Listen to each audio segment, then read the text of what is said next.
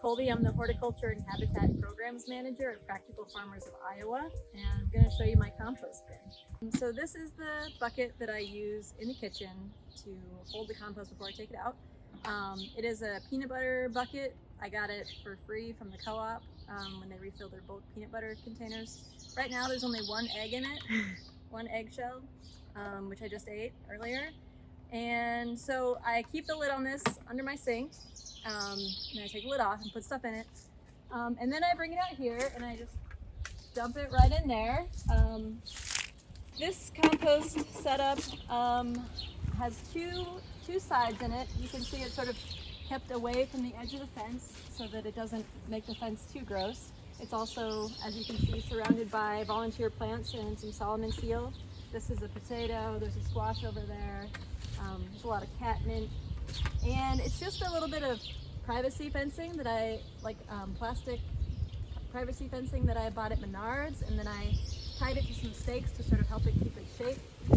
It has two sides, so the idea is that one side is sort of like curing, while the other side is actively having food scraps dumped into it and like some yard waste and stuff. So you can see here, like, this is a big plant that I just ripped out of my prairie. It's some kind of primrose that I didn't really want, so I just pulled it out and tossed it over the fence into the compost.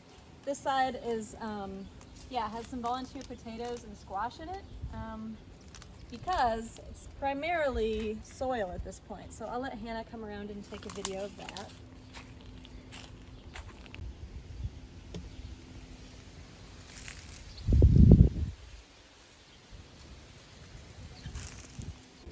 So I just want to show you how I rinse my compost bucket out before I take it back in the house. So once you have a gallon of food scraps and you dump it outside, sometimes there's like some coffee juice or like rotten cucumber juice that's in the bottom.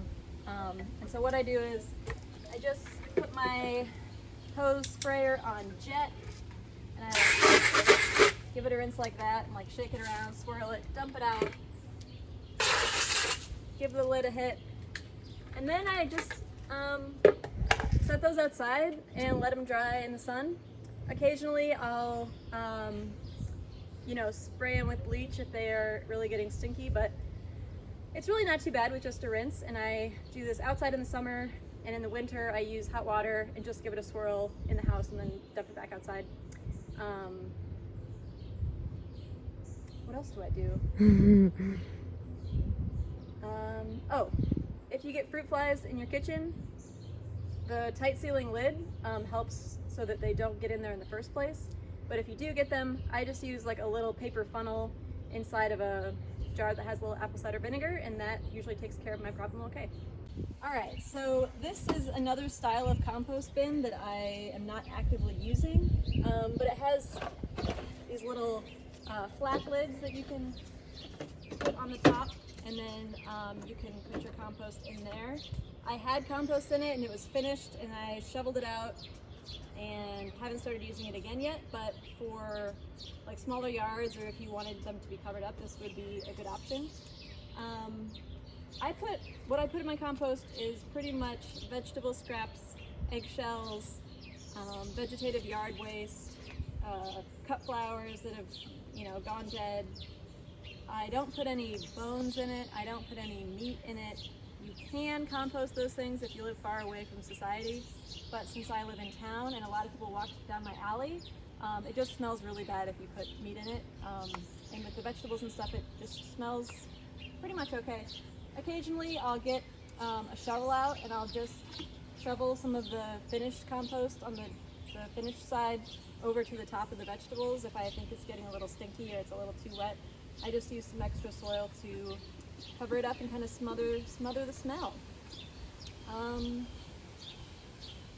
guess with the finished compost, I don't have a lot of uses for it. I will sometimes use it to fill holes in my yard or like sprinkle around some of the landscaping. But I don't have a vegetable garden here. I just have a lot of shady plants, so I don't need it for fertility necessarily.